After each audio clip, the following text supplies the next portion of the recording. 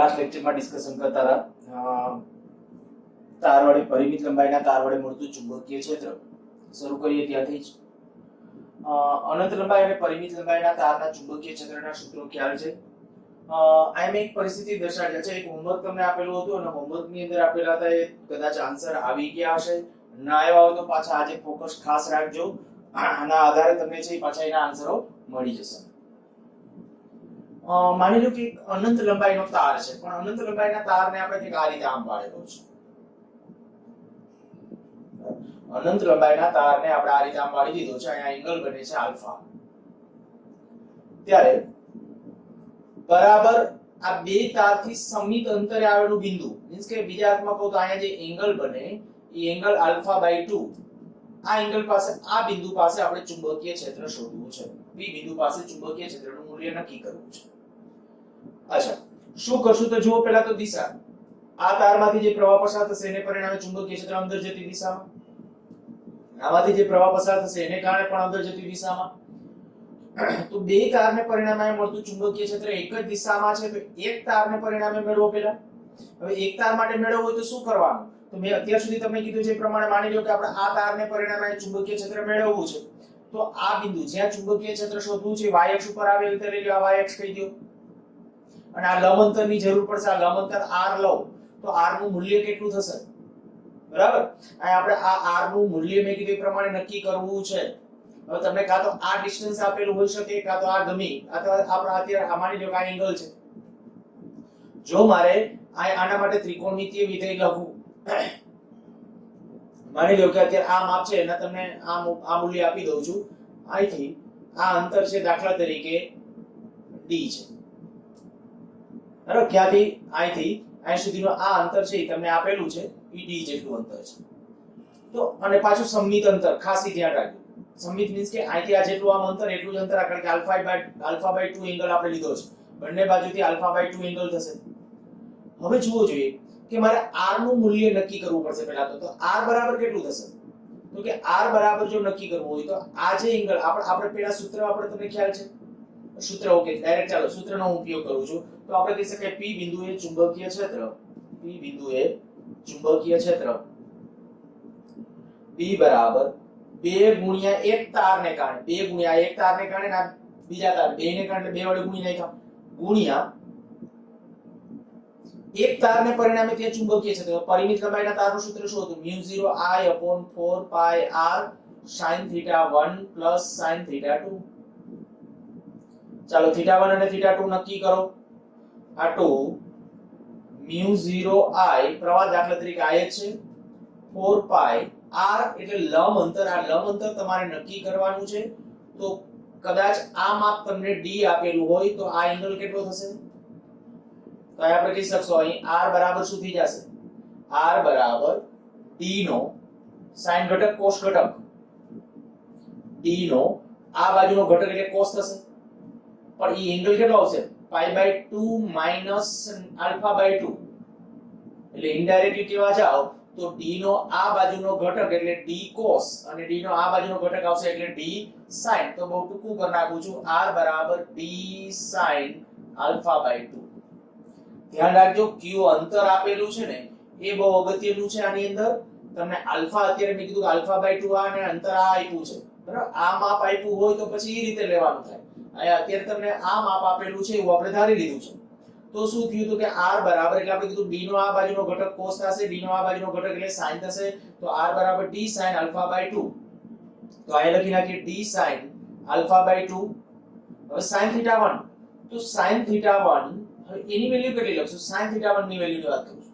તો sin θ1 એટલે આ એંગલ થશે, બરાબર. તો sin θ1 એટલે sin અહીં લખી નાખું, ચાલો આમાં sin 90 minus alpha by 2. જો બીજું કઈ નથી કર્યું. sin 90 minus, કારણ કે આપણે આ એંગલ લખવાનું છે. આ એંગલ થશે આપણો θ1, બરાબર. તો θ1 કેટલો? આ alpha by 2 છે.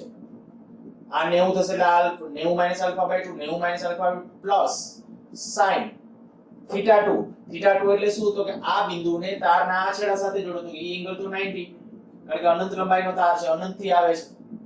સમજો બરાબર એંગલ માટે ને એના માટે શું કર્યું છે. મેં તમને આવું કીધું હતું, જે બિંદુએ ચુંબકીય ક્ષેત્ર શોધવું છે એને આપણે કહી શકાય પહેલા તો y અક્ષ તરીકે લો અને બંને તારના બંને છેડા સાથે જોડો. એ θ1 અને θ2 થશે.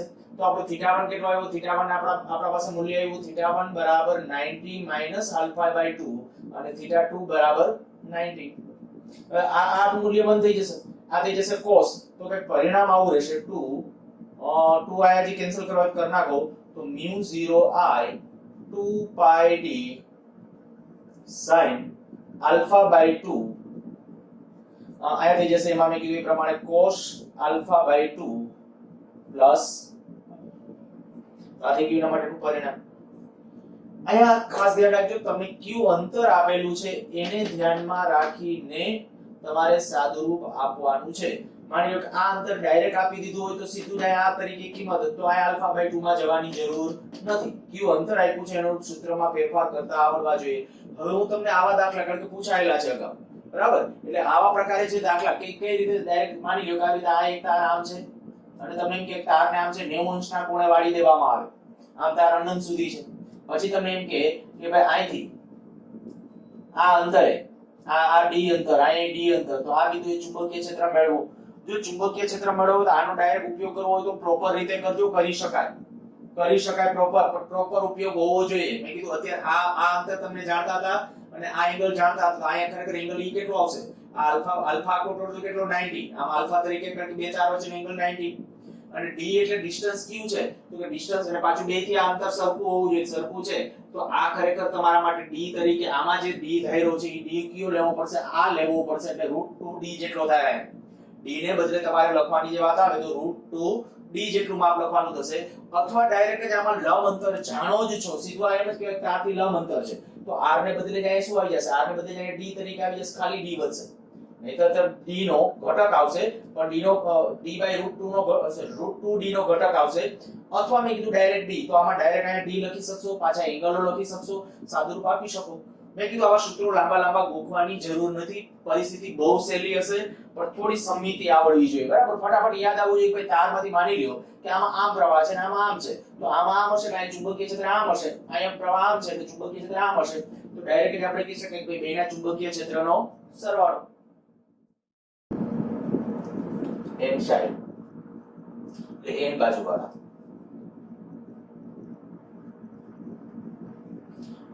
બહુકોણ. માની લો કે ટોટલ લેન્થ L છે, એમાંથી આપણે એક n બાજુ વાળો બહુકોણ બનાવેલો છે. n બાજુ વાળા બહુકોણ અને પ્રત્યેક બાજુનું માપ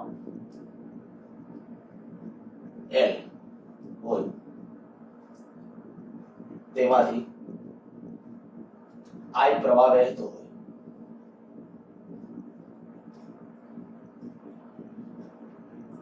તો કેન્દ્ર પાસે ચુંબકીય ક્ષેત્ર, જો કેન્દ્ર પાસે તમારે ચુંબકીય ક્ષેત્ર ગણવું છે, n સાઇડેડ પોલિગોનલ કીધું કે આપણે બહુકોણ શું કરીએ કે માની લ્યો કે આ બહુકોણની એક બાજુ છે, બરાબર? અત્યારે બધી બાજુ n બાજુઓ છે એટલે બધી બાજુ દર્શાવવી શક્ય નથી. આ એની કોઈ એક બાજુ છે અને આ એનાથી પછી જે આગળ વધવાની છે તે. તો આ એક બાજુનું માપ કેટલી થશે? તો કે આ બાજુનું માપ અત્યારે હું l લઈ લઉં છું. મેં પહેલા કીધું છે પ્રત્યેક બાજુનું માપ કેટલું? l. તો ટોટલ આ વાયરની આખી જે લેન્થ થશે કેટલી? nl. બરાબર? n બાજુ વાળો નિયમિત બહુકોણ. આ એક ખાસ શબ્દ કહીએ તો નિયમિત બહુકોણ.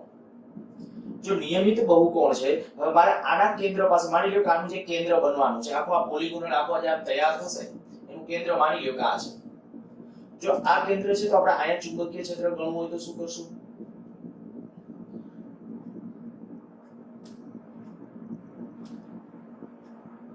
બહુ સાબિતીમાં ન જવું, તમને ફાઇનલી એક સીધું પરિણામ આપી દઉં. આ બાજુનું માપ આપણે કીધું આટલું L છે, આટલું માપ છે એ L છે. જો L બરાબર પાઈ r/n જેટલું કહું, આ L નું માપ કે n બાજુ છે ને એટલે હું આટલું કહું, L બરાબર 2πr/ આ હું લખી નાખું છું. જી હા, L બરાબર 2πr/n. આ પછી કામ આવવાનું છે એટલા માટે મેં લખી નાખ્યું છે, અત્યારે આપણે એનો કાંઈ ઉપયોગ કરવો નથી.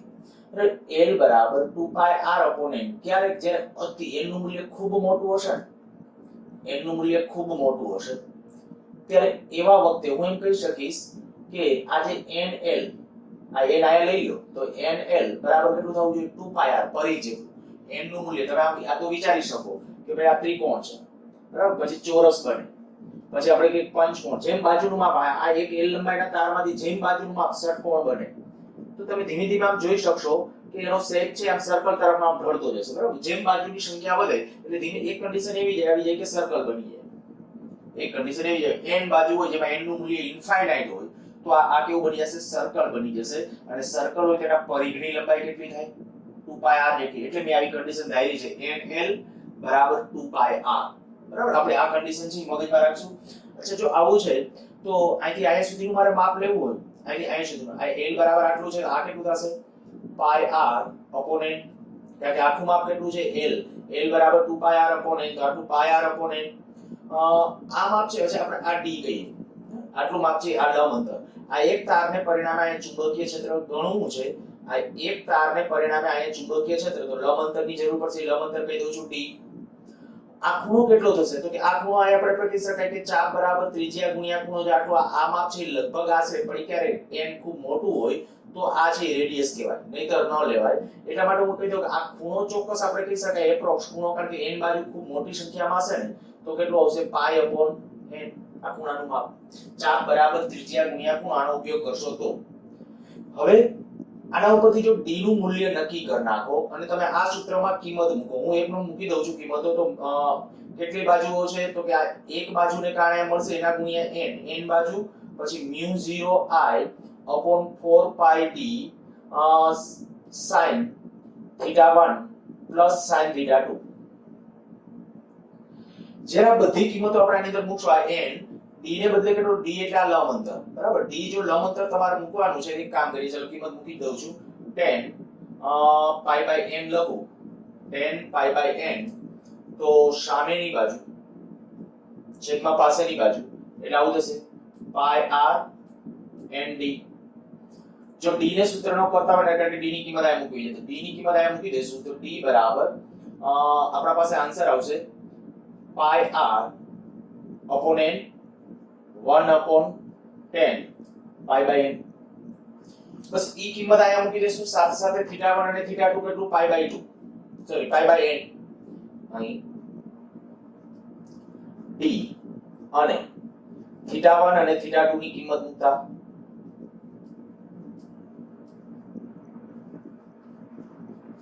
જો d અને θ1 θ2 ની કિંમત મૂકીએ તો ફાઇનલી જે પરિણામ મળે પરિણામ લખું છું b બરાબર n into μ0I 4π d ને બદલે આ કિંમત મૂકવાની છે તો π² r n અને આ જે છે એ અંશમાં વહી જશે એટલે 10 π/n into sin π/n. એકાવી સ્થિતિ થશે. જો શું કર્યું છે બીજું કઈ નહીં, ખાલી આપણે કીધું કે n બાજુઓ છે તો n બાજુ એટલે આપણે કીધું પરિણામની અંદર છે આ n બાજુ એક બાજુ વડે જે મળશે. હવે એક બાજુ માટે આપણે કે એક બાજુને કારણે મેળવ્યું તો આ લંબ અંતરની જરૂર હતી. હવે લંબ અંતર કેટલું તો કે અહીંયા તમે એ કહી શકશો કે ભાઈ આટલું માપ જો અહીંયા આપણે ધારેલું હતું l બરાબર કેટલું આ l આ એક બાજુનું માપ છે બરાબર. l એટલે એક બાજુનું માપ છે તો nl બરાબર 2πr/n. તો એના ઉપરથી આટલું મૂલ્ય આપણે લખી નાખ્યું તો l નું આ આખું આ કેટલું છે l, તો આ l/2 એટલે કેટલું થઈ જશે πr/n. એના ઉપરથી આ એંગલ આવી ગયો તમારા પાસે. બસ તો હવે ખાલી આપણે કે ઉપયોગ કરતા જે કિંમત ફાઇનલી જ્યારે સાદુરૂપ આપશો તો સાદુરૂપનું ફાઇનલી પરિણામ લખી નાખું તો આપણે કે b બરાબર n μ0I અને જો આ 2πr/n અહીં આપણા પાસે પરિણામ શું હતું 2πr/n એના બરાબર l મૂકી દેશો 2πr/n એના બરાબર તો આવું થઈ જવું જોઈએ πl બરાબર 2πr/n બરાબર છે into 10 π/n into sin π/n.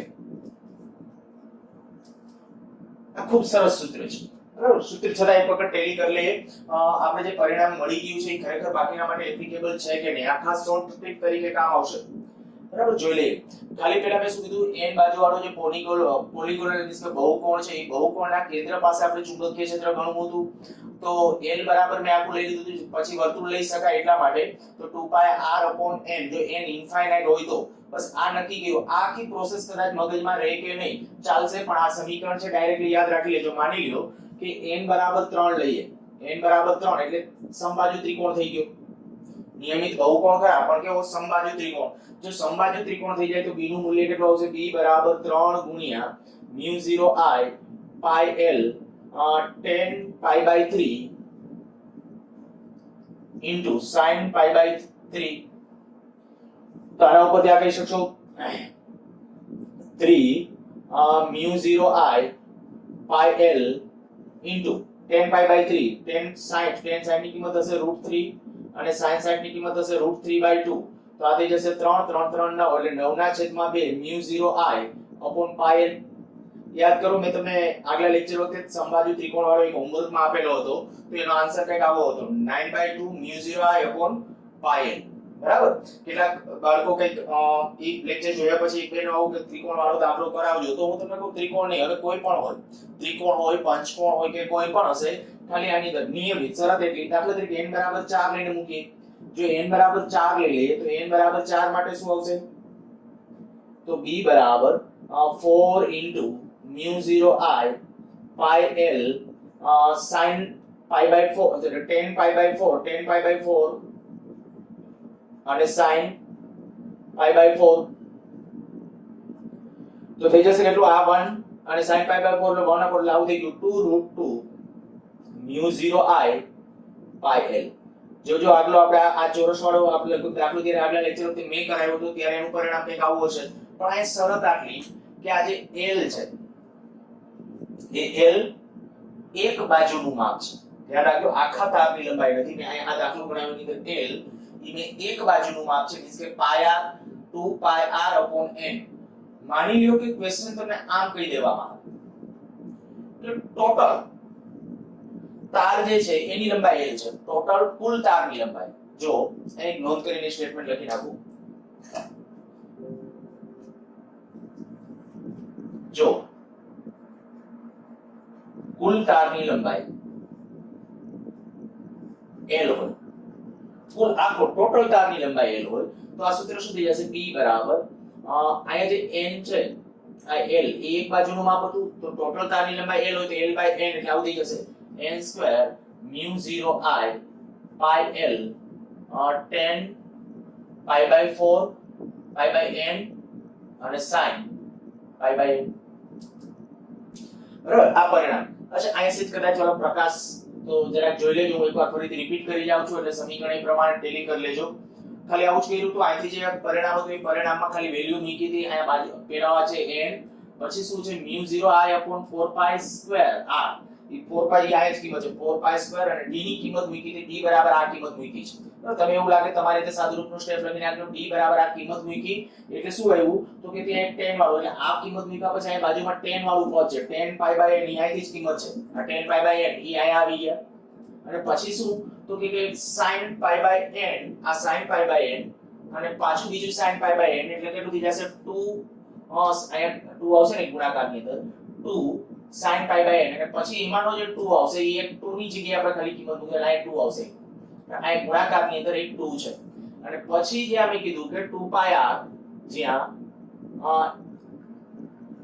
2 pi r upon n બરાબર આ l લખી નાખો એટલે તમારું આ પરિણામ છે ટૂંકમાં તમારા માટે અગત્યનું છે ને આ પરિણામ સાબિતી બહુ યાદ રાખો કે ન રાખો તો બહુ જરૂરી નથી પણ બધાને આ સૂત્ર આવડતું હશે તો કોઈ પણ નિયમિત બહુકોણ કીધો હશે એના માટે મળશે એક વસ્તુ અહીંયા ખાસ જીવાળા બાળકો માટે કહી દઉં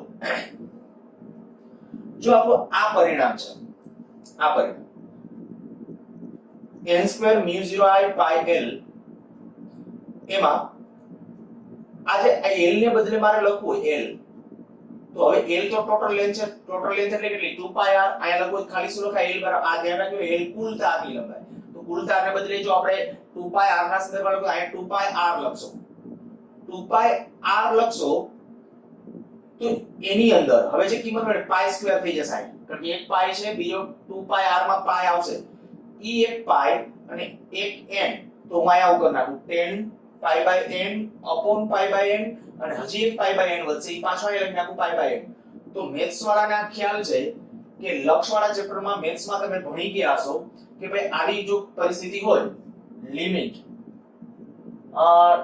n tends to 0 sorry infinite તો 10 pi by n અથવા 10 sorry pi by n આના બરાબર વેલ્યુ કેટલી થઈ જાય 1 બરાબર એની વેલ્યુ થઈ જાય 1 પણ આ રીતે અથવા તમે આ રીતે રૂલ્સ નથી ભણ્યા તો આવી રીતે આમ હશે લિમિટ n આ કોઈ પણ જે પદ હોય થીટા ટેન્ડ્સ ટુ આમ લખું લિમિટ થીટા ટેન્ડ્સ ટુ 0 તો tan થીટા અપોન થીટા બરાબર 1 આ એક જ વેલ્યુ છે અચ્છા જો આવી પરિસ્થિતિ થઈ ક્યારે મેં કીધું આયા પાઈ અપોન n આવશે પાઈ અપોન n આયા મૂકી દો આયા પાઈ અપોન n મૂકી દો તો જ કન્ડિશન અને એવી કન્ડિશન આવી જાય ને તો જો પરિણામ આવી જશે b બરાબર μ0i upon 2r મેં કીધું મેથ્સ વાળાને આ ટ્રાય કરવી હોય તો કરજો બાકી જોવાની જરૂર નથી બાયોલોજી વાળા અથવા ગુજકેટ વાળા બરાબર એમને ખાલી આ એક પરિણામ અને સમબાજુ ત્રિકોણ હોય કે એના માટે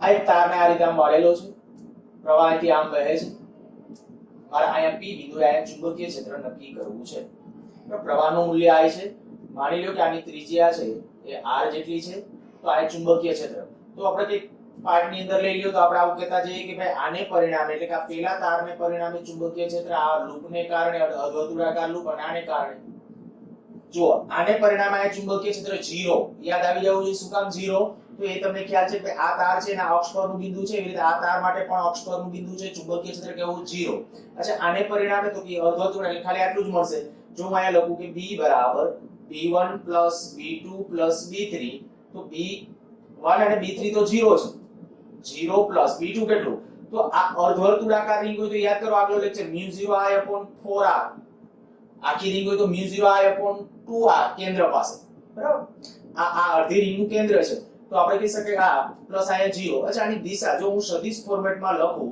સદિશ સ્વરૂપે તો આમ લખાય μ0i 4r દિશા કઈ વિચારો દિશા આપણે આમાંથી પ્રવાહ આમ છે તો ચુંબકીય ક્ષેત્ર કેમનું આવશે અંદર તરફની દિશામાં અંદર તરફની દિશા માટે હું ક્રોસ કરું છું તો આ ચુંબકીય ક્ષેત્ર થઈ ગયું આના માટે અચ્છા નેક્સ્ટ જુઓ માની લો કે આવી રીતે આમ આપી દીધું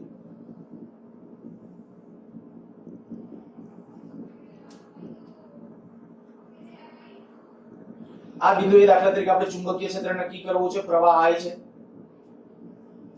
આમાંથી પ્રવાહ આવી રીતે આમ વહે છે આયા આપણે કહીએ કે આ માપ છે દાખલા તરીકે એની રેડિયસ r છે આ બી બિંદુએ ચુંબકીય ક્ષેત્રનું મૂલ્ય નક્કી કરવું છે શું કરશું તો કે સેમ વસ્તુ પાછો આ જો આના માટે અક્ષ પરનું બિંદુ આને હું આ 1 આ 2 કહું આને 3 કહું એકને પરિણામે ચુંબકીય ક્ષેત્ર કેટલું 0 તો અહીં લખીશ b બરાબર b1 b2 b3 અચ્છા b1 કેટલું તો કે b1 0 કારણ કે આના માટે જો આ અક્ષ પરનું બિંદુ છે આને કારણે અહીંથી સુધીની અહીંથી સુધીનો આ 2 છે તો આ વર્તુળ એના પરિણામે કેટલું ચુંબકીય ક્ષેત્ર તો કે μ0i 4r બરાબર બધાને ખબર પડવી જોઈએ μ0i 4r કેન્દ્ર પાસે હાફ રિંગ છે એટલે 4r લખ્યું છે આખી રિંગ હોત તો 2r અને પછી આ જે તાર છે એને પરિણામે તો કે અહીંથી અહીં સુધીનો જ તાર તો આને તમે શું ગણી શકો સેમી ઇન્ફાઇનાઇટ એટલા માટે કે આ એક તમારું ચુંબકીય ક્ષેત્ર શોધવું આટલા તારને પરિણામે જોવો જોઈએ તો y અક્ષ આમ લેશો તો θ1 એક 0 થશે ને θ2 90 થશે સેમી ઇન્ફાઇનાઇટ નું સૂત્ર આવશે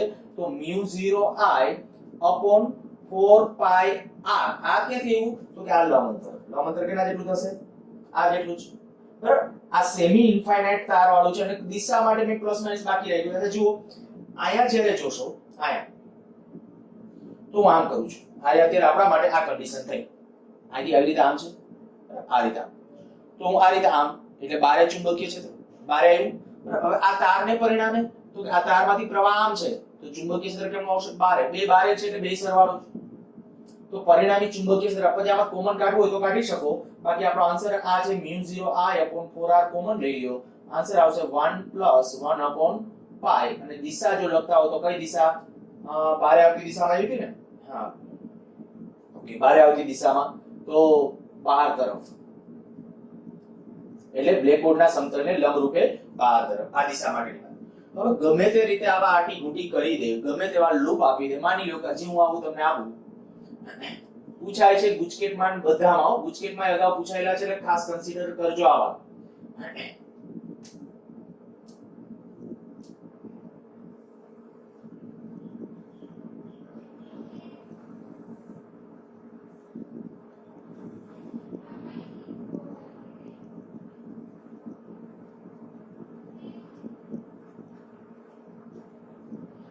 માની લ્યો કે આ રેડિયસ આ, આટલું માપ પણ આ માપ પણ આ.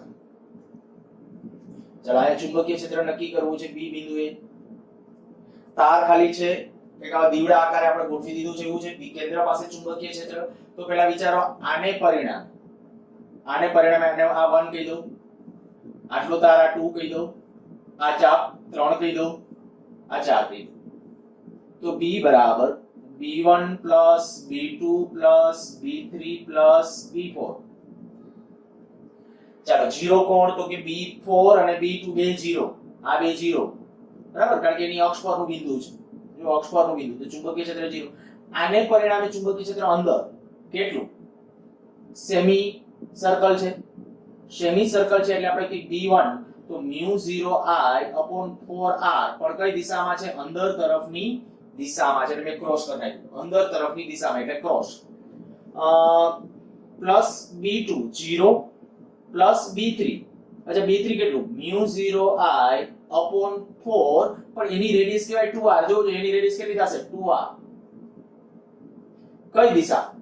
જો આને પરિણામે આપણે કઈ દિશા નક્કી કરવી છે તો મારે આમ કરવું પડશે. અંદર આવશે. ઓને પરિણામે અંદર જ હતી, આને પરિણામે અંદર જ છે એટલે બેયને કારણે દિશા અંદર તરફ જ છે. b4 કેટલું? તો b4 બરાબર 0. બસ આ બેનો સરવાળો કરી નાખો એટલું પરિણામી ત્યાં તમને ચુંબકીય ક્ષેત્ર મળશે. સાદુરૂપ તમારી રીતે આપજો. અચ્છા માની લ્યો આવી રીતે આમ આપી દઉં તો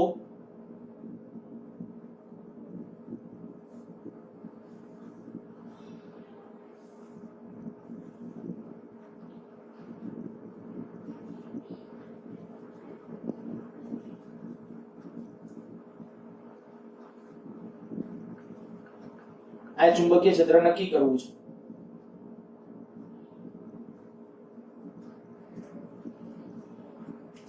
જો શું થશે? તો કે અહીંથી પ્રવાહ આને પરિણામે 0, આને પરિણામે હશે, આને પરિણામ કેમનું હશે? બારે, અને આને પરિણામે અંદર. આ બે પદ બાદબાકી આવશે. અચ્છા વધારે કયું મોટું હશે? જો r નાનું છે, આનું r ઓછું છે એટલે આને પરિણામે ચુંબકીય ક્ષેત્ર કયું? આને પરિણામે r જેનું ઓછું હોય એના માટે ચુંબકીય ક્ષેત્રનું મૂલ્ય કેવું હોય? વધારે હોય. તો આનું ચુંબકીય ક્ષેત્ર વધારે એટલે ઓવર હું તમને કહું આનું પરિણામી આ ચુંબકીય ક્ષેત્ર કેમનું હશે? આ મોટી લૂપને કારણે બારે હશે, નાની લૂપને કારણે અંદર હશે, પણ પરિણામી આ ચુંબકીય ક્ષેત્ર કેમનું હશે? અંદર તરફ. જો હું આ ડાયરેક્ટ આન્સર લખું તો પરિણામી b net બરાબર કેટલું આવશે? μ0I/4r માઈનસ μ0I/8r એટલે કે 4 * 2r. એટલે ફાઇનલી આન્સર આવો આવશે μ0I/8r.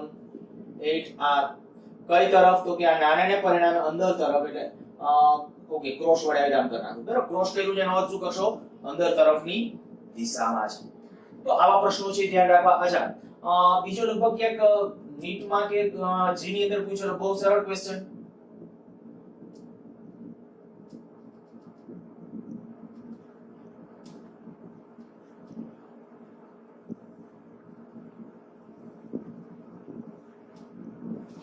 આના જેવો એક્ઝેક્ટ આ નહીં બરાબર, પણ તમને કે ક્વેશ્ચન કદાચ મળી આવશે. કેવી રીતે તાર છે? આઈડિયા ત્યાંથી વળે પાછો આમ, ત્યાંથી આમ વળે, ત્યાંથી પાછો આમ વળે, ત્યાંથી આમ પાછો આમ. માની લ્યો કે એમાં પ્રવાહ આ રીતે આમ છે અને આ ચુંબકીય ક્ષેત્ર ગણવું છે. આમ આપ કહી દઉં r આ r બધા r જેટલા માપ છે અને આ એંગલ દાખલા તરીકે થીટા છે. હવે તમારે શું કરવાનું થયું તો કે આ ભાઈ થીટા માપની ચાપને પરિણામે જે ચુંબકીય ક્ષેત્ર મળે ડાયરેક્ટ એનું સૂત્ર એપ્લાય કરવું પડે. થીટા માપની ચાપ વાળું ધ્યાન રાખજો. હવે આ સેમી સર્કલ નથી.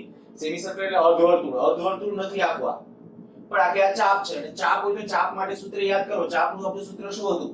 b બરાબર μ0. અચ્છા એ ન દેખાતું હોય તો અહીંયા લખું છું b b બરાબર μ0 I theta upon 4 pi r, જ્યાં r એટલે રેડિયસ, બરાબર, ત્રિજ્યા લખવાની છે. તો પેલા ખાલી આટલું માર્ક કરી નાખો. હું એમ કહું કે b નેટ, જો b નેટ આપણે નક્કી કરવા જઈએ તો b નેટ બરાબર આ એકને કારણે, આ બીજાને કારણે, આ ત્રીજાને કારણે, આ 4, આ 5, 6, 7 અને 8. જેટલા તાર છે જે આ કઈક શેપ જુદો પડે બધાને નામ આપી દીધા, પણ એમાં આટલા તો 0 થઈ જશે. b નેટ આ b1, b3, b5 અને b7 0 હું લખતો જ નથી, એને કાઢી નાખું છું. b2 plus b4 plus b6 plus b8. હવે આ જે છે અને પ્લસ આ દિશા પાછો દિશા અત્યારથી તમને ખબર હોય અત્યારે પ્લસ માઈનસ કરી નાખો, ઓકે, નહીતર અંદર બહારની દિશા આવશે પછી નક્કી કરવું પડે. જો પેલા શું કર્યું છે, આને પરિણામે ચુંબકીય ક્ષેત્ર 0, આને પરિણામે 0, આને પરિણામે કે અક્ષ પરનું બિંદુ થઈ જાય, આયા આપણે કીધું અક્ષ પરનું બિંદુ એટલે એટલા 0. હવે આ જુઓ કે આ બે ને પરિણામ કેમનું આવશે, આ લાંબાડશો 12, આ 12 ની તરફ, એવી રીતે આ 6 12 ની તરફ, ઈ બે 12 ની તરફ, અને 4 અને 8 અંદર તરફ થશે. તો આ માઈનસ ગણો, આ માઈનસ કરી નાખો, 4 અને 8 આ બે માઈનસ કરી નાખો. મેં કીધું આયા માઈનસ ન કરો તો પછી છેલ્લે બાદ કરવું પડશે, ધ્યાન રાખજો. આ બે માંથી ગમે એ રસ્તો અપનાવી શકાય. ચાલો તો b1 સોરી b2 એટલે આપણા આ સૂત્ર, આ થીટા માપની ચાપ છે μ0 I થીટા. તો આ એંગલ તો એમનો થીટા એઝ ઇટ ઇઝ છેદમાં 4 pi, આની રેડિયસ કેટલી r, માઈનસ b4 તો એની રેડિયસ ખાલી ચેન્જ આવશે μ0 I થીટા upon 4 pi, એની રેડિયસ કેટલી આવશે 2r. જોજો બરાબર, આની જે રેડિયસ થશે એ 2r થશે. પછી એવી રીતે આની જે રેડિયસ થશે μ0 I થીટા 4 pi, એની રેડિયસ કેટલી 3r plus sorry minus μ0 I theta 4 pi, અને એની રેડિયસ કેટલી થઈ જશે, આની રેડિયસ આવશે એ 4r. હવે પ્લસ માઈનસ સાદુરૂપ કોમન કાઢીને તમારી રીતે સાદુરૂપ આપી દેજો, બરાબર. પણ આવી રીતે કોઈ પણ પૂછે, ગમે એમ આડાવડા લૂપ કે ગમે એ રીતે તાર તમને આપી દીધા હોય તો તમને ચુંબકીય ક્ષેત્ર મેળવતા આવડવું જોઈએ. એકાદ બે લઈએ પછી લેક્ચર પૂરો કરીએ.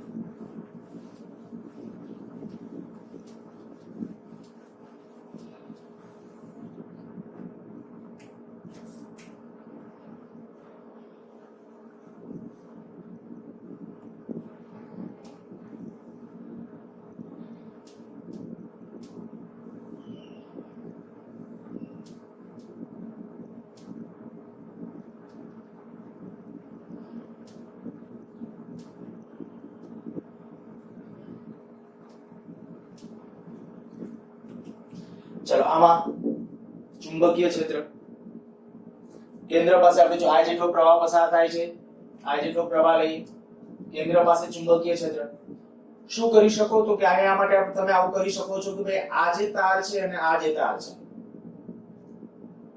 જો આને પરિણામે ચુંબકીય ક્ષેત્ર કેમનું છે, જો એક જ દિશામાં મળે છે કે વિરુદ્ધ દિશામાં, આને પરિણામે આમ, આને ફરીથી આને આમાંથી પ્રવાહ આમ વહે છે, બરાબર, પ્રવાહ આમ વહે છે એટલે આ ચુંબકીય ક્ષેત્ર કેમનું આવશે બહાર, આને પરિણામ આમ ચુંબકીય ક્ષેત્ર કેમનું આવશે અંદર, કારણ કે તાર આમ છે એટલે એને પરિણામ આમ.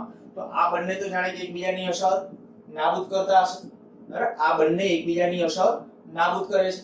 અચ્છા, આને પરિણામે જે ચુંબકીય ક્ષેત્ર આવે એ ચુંબકીય ક્ષેત્ર લખવાનું છે, થઈ જશે. ફરીથી એકવાર રિપીટ કરી જાઉં છું, આને પરિણામે અહીંથી આ તારની વાત કરો, આને 1 કહી દો, આને 2 કહી દો, આને 3. તો આ ઉપરનો જે તાર છે, ઉપરનો તાર છે આપણે આમ કીધું અહીંથી આમ પ્રવાહ છે, આ બાજુ આમ પ્રવાહ છે. આમ પ્રવાહ હશે તો સર્કલ તમે કેવી રીતે, આ નીચેનું બિંદુ છે, ધ્યાન રાખજો, એટલે આમ જવું પડે આમ, અને ત્યારે કેમનું આવશે બારે આવશે, અને અહીંયા એવી રીતે આમ જશે તો એ બારે આવશે.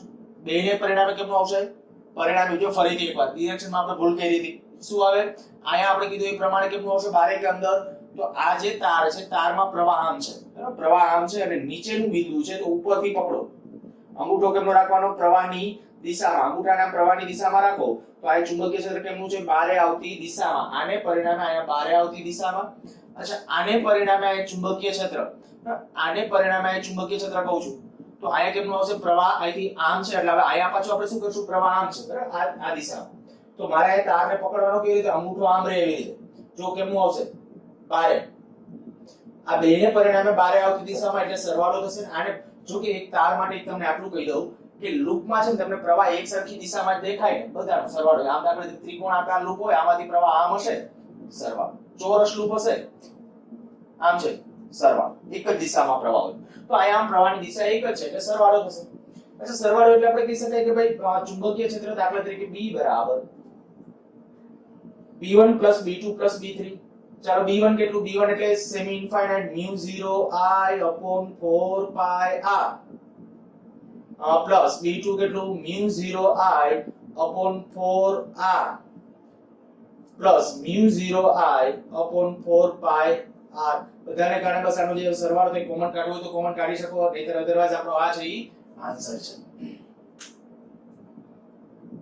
બીજું એક ખાસ અહીં તમારું આ ધ્યાન દોરી દો માની લ્યો આવી કોઈ પણ કન્ડિશન છે આ દાખલા તરીકે ચોરસ લૂપ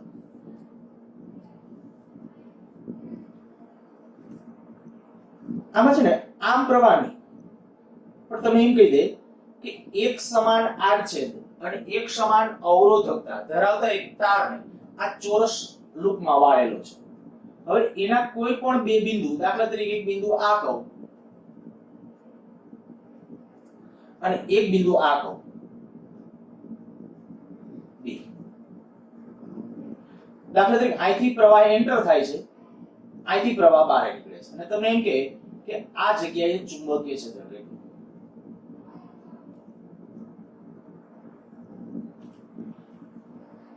હવે પ્રશ્ન તમને સમજાઈ ગયો હશે શું કરું છું કે આ લૂપ છે નિયમિત અથવા એક સમાન આડછેદ ધરાવતા તારમાંથી બનાવેલું લૂપ છે એના વિકર્ણ જે છે એના બે બિંદુ વચ્ચે મેં આવી આમ તાર આવી આમ ક્રોસમાં જોડી અને અહીંથી પ્રવાહ પસાર કરીએ છીએ દાખલા તરીકે I જેટલો પ્રવાહ અહીંથી પસાર થાય છે આ I પ્રવાહ અહીંથી બહાર આવે છે અને આ જગ્યાએ આપણે ચુંબકીય ક્ષેત્રનું મૂલ્ય નક્કી કરવું છે શું કરશો શું વિચારશો પહેલા તો પહેલાથી આમાંથી જ્યારે પ્રવાહ જશે તો આ બાજુ કઈક પ્રવાહ જશે આ બાજુ જશે અહીંથી આમ જશે અહીંથી આમ જશે પ્રવાહ કેટલો કેવી રીતે હશે તો આરામથી તમે કહી શકો આ I પ્રવાહ છે તો આ બાજુ કેટલો I/2 અહીંયા આપણે I/2 એવી રીતે અહીંયા પણ I/2 બે બ્રાન્ચ પડશે બરાબર એ સર્કિટ થિયરી તો આવડવી જોઈએ તો હવે એક એ પણ વિચારો કે અહીંયા આને પરિણામે ચુંબકીય ક્ષેત્ર આમ આને પરિણામે આમ આ બેમાંથી એક જ દિશામાં એટલે આમ જ મળશે પણ આને આ તારને કારણે આમ આવશે ઓલા તારને કારણે આમ જ આવશે જો પરિણામી 0 થાય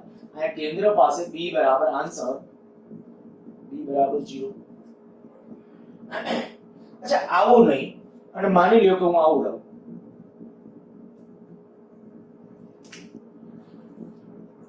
એની ચોરસ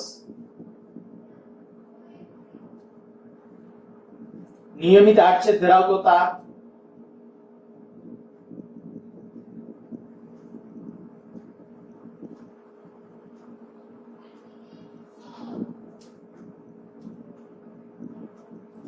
માની લો કે અહીંથી I જેટલો પ્રવાહ એન્ટર થાય છે અહીંથી I જેટલો પ્રવાહ બહાર આવે છે અને અહીં આપણે કેન્દ્ર પાસે ચુંબકીય ક્ષેત્ર અહીંયા તાર નથી હોય તો ખાલી ડોટેડ ડ્રો કર્યા છે એવું કરવાનું કારણ શું તો કે તમને કે આ તારને પરિણામે ચુંબકીય ક્ષેત્ર કેવું થાય 0 કારણ કે આ તાર જ છે તો એને પરિણામે ચુંબકીય ક્ષેત્ર 0 થાય એટલે મેં આમ સીધી લાઈન દેખાય એટલા માટે ડોટેડ લાઈન ત્યાં ડ્રો કરેલી છે અચ્છા ચાલો તો આનું જ ગણવાનું આ અને તો અહીંયા હવે જુઓ જો ચુંબકીય ક્ષેત્ર કેટલું થશે વિચારો તમારી રીતે બરાબર એવું હોય તો શક્ય હોય તો સ્ક્રીન પોઝ કરીને ટ્રાય કરો કેટલું થશે ચુંબકીય ક્ષેત્ર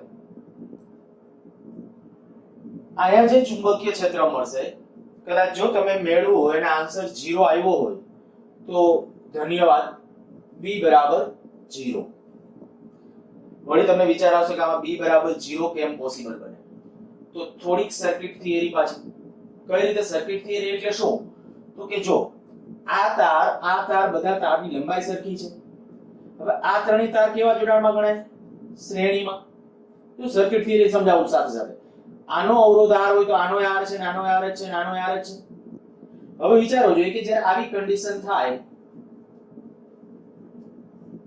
અહીંયા 3R અવરોધ હોય, અહીંયા R અવરોધ હોય, અહીંથી પ્રવાહ I આવતો હોય,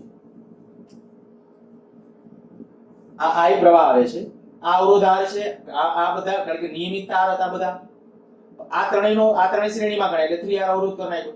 તો અહીંથી જે પ્રવાહ આવે, પ્રવાહના ફાટા પાડતા આવડો જે બ્રાન્ચ રૂલ આપણે ત્યારે શીખેલા હતા, તો શું હતું કન્ડિશન? તો ત્યારની કન્ડિશન આવી હતી કે ભાઈ અહીંથી પ્રવાહ આવે, પ્રવાહના બે ફાટા પડે, આમાં જતો પ્રવાહ કેટલો હશે? તો કે આના કરતા અવરોધ કેટલા ગણો? 3 ગણો. તો આના કરતા આમાં પ્રવાહ 3 ગણો, તો પ્રવાહના 4 ભાગ કરી નાખો. અહીંથી જે પ્રવાહ 4 ભાગ, એમાંથી એક ભાગ એટલે કે 4 ભાગમાં એટલે એક ભાગ આયા, બાકીના 3 ભાગ 3 ગણો પ્રવાહ આમાં જ આવવો જોઈએ. હવે સમજાય છે તમને? જો આમાં પ્રવાહ છે, આ ટૂંકી રીતે સમજાવજો, બાકી પિંજણવાળી કરવી હોય તમારે એક તારને પરિણામ મેળવો, બીજાને કારણે સરવાળા બાદબાકી કાંઈ કરવાની જરૂર નથી. સર્કિટ થિયરી જો નિયમિત તાર હોય તો ફટાફટ પતવું જ જોઈએ આ રીતે. ખાલી આજે કીધું ભાઈ આમાંથી વહેતા પ્રવાહ તમને મળી ગયા, એથી પ્રવાહ I આવતો હતો, ઈ જે પ્રવાહ આ બાજુ જશે અને આમ જશે પ્રવાહ, અહીંયા પ્રવાહ જે જશે કેટલો? 3I/4. આમાં પ્રવાહ કેટલો? I/4. હવે વિચારો, જો જવાબ 0 આવશે. કઈ રીતે? તો કે આમાં તમે કે એક તારને પરિણામે આમ હશે, પણ આ ત્રણેય તારને કારણે તો અંદર હશે, પણ ભલે અંદર હોય, અહીંયા કરતા અહીંયા પ્રવાહ 3 ગણો છે. જો તો એક તારને કારણે જેટલું મળશે એના કરતા અહીંયા આ એક તારને પરિણામે અહીંયા 3 ગણું મળશે. આ એક તારને પરિણામે અહીંયા મળશે, એના કરતા આ એક તારને પરિણામે અહીંયા 3 ગણું, કારણ કે પ્રવાહ 3 ગણો છે. તો એનો અર્થ એવો થાય કે ઓલાને પરિણામે જ્યાં ચુંબકીય અસર નાબૂદ કરી નાખશે. ટૂંકમાં તમને આવું કહી દઉં કે કોઈ પણ નિયમિત બહુકોણ હોય, બરાબર, જો એમાં પ્રવાહના વિભાજનથી, હવે કદાચ માની લ્યો કે આ રીતે આમ ત્રિકોણાકાર રૂપ છે, કોઈ ડિસ્કસ તમારે ચિંતા કરવાની જરૂર નહીં. દાખલા તરીકે અહીંયા ચુંબકીય ક્ષેત્ર પૂછું તમને અને આમ કહી દઉં કે આ રીતે આમ છે, આ કનેક્ટિંગ વાયર્સ છે, માની લ્યો અહીંથી આમ પ્રવાહ જાય છે, આ જેટલો પ્રવાહ, ઓટોમેટિકલી એવી જ રીતે પ્રવાહ, કારણ કે હંમેશા તો કુદરતી આવો નિયમ છે કે પ્રવાહનું વિભાજન એવી રીતે થાય કે જેથી કરીને સર્કિટની અંદર ઉત્પન્ન થતી જૂલ ઉષ્મા ન્યૂનતમ થાય. હવે ન્યૂનતમ થવા માટે એમાં પ્રવાહનું વિભાજન જ એવી રીતે, આ પ્રવાહ આ ખરેખર કુદરતનો એક મૂળભૂત નિયમ છે. આ જે પ્રવાહને આપણે કહીએ બ્રાન્ચ જે કહીએ ને, એટલે પ્રવાહ જે ફાટા પડવાની જે પરિસ્થિતિ છે એ એવી રીતે જ થશે જેથી કરીને અંદર જૂલ ઉષ્મા જે ઉત્પન્ન થાય ને એ ઓછામાં ઓછી હોય. અચ્છા ચાલો, આપણે જે હું ડિસ્કશન અત્યારે તમને કરાવડાવું છું ખાલી આટલું કે અહીંથી જે I પ્રવાહ છે એના બે બ્રાન્ચ, ત્યાંથી અહીંયા પાછા પ્રવાહ, બરાબર, ભેગો થઈ જાય. જો કોઈ પણ નિયમિત રૂપ હોય, ફરીથી બોલું છું, કોઈ પણ નિયમિત રૂપ એમાંથી પ્રવાહ બ્રાન્ચ વડે એટલે કે પ્રવાહ જઈને ફાટા પડતા હોય ને તો કેન્દ્ર પાસે 0 થશે. માની લ્યો કે આવી રીતે આમ છે કે જીમાં એવો ક્વેશ્ચન પૂછી નાખ્યો છે એટલે ધ્યાન રાખજો, હું પછી ક્વેશ્ચન ઉપર ફોકસ નથી કરતો, કન્ટેન્ટ ઉપર ફોકસ કરું છું. તમને આવડવું જોઈએ. હું આયા દાખલા તરીકે તમને એમ કહું કે જો આવી રીતે આમ પ્રશ્ન પૂછું,